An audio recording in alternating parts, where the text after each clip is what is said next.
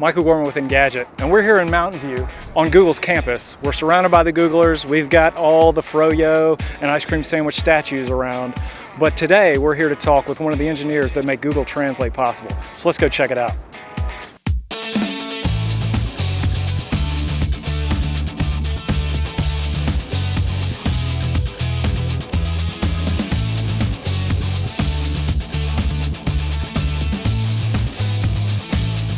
Google Translate is a free online service for translating text, documents, web pages, anything you come across online and need to translate.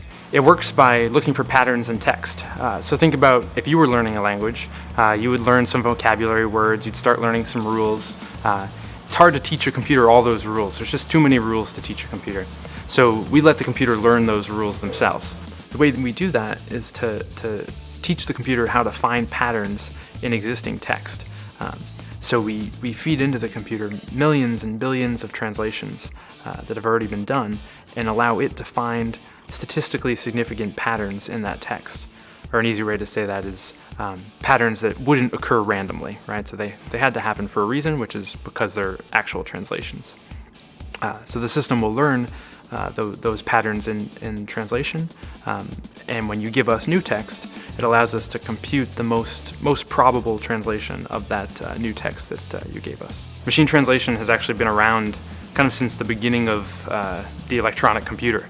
In the 1950s, there was an experiment done to translate from Russian to English using a computer, and it had amazing success. Amazing excitement. The press was all over it, front page in the New York Times, front page of all sorts of papers. They thought they'd solve machine translation within 3 to 5 years. We all know that didn't quite work out as fast as they wanted it to, but they used a rules-based system. Their system had 6 rules, 300 vocabulary words, and that's how a lot of systems for the next 20, 30 years work that way. So we take a more general approach in statistical machine translation to allow the system to learn those rules. Instead of having a handful of language experts teach the computer all these rules, we let there be millions of experts who have already translated web pages and other documents, and we let the system learn from those already translated documents and learn those rules for itself. And we find that to be a much more scalable solution that can also really improve nicely the more data we give it. We do collect a lot of user feedback. We have a feature called Alternative Translation on our main translate.google.com, where when you see a translation, you can click on the phrases in that translation. And maybe we didn't produce quite the perfect phrase for your translation, but we'll show you some alternatives. Sometimes that's just helpful to see, like, oh, this phrase could be translated a few different ways. But then it's also helpful where you can actually click on the one that's better for your specific translation. We collect all that data and we process it offline and try to find ways that it can improve our system. Some of those documents, for example, come from the United Nations. The United Nations publishes all of their content in many different languages. That gives us terrific, high-quality translations, most of which produced by professional translators. Some really high-quality translations, very professionally done, very useful. It gives us really accurate signals within our system. But it's really a very small source of data compared to the total amount of data our system is able to use. We believe Translate fits into Google's core mission of making the world's information universally accessible.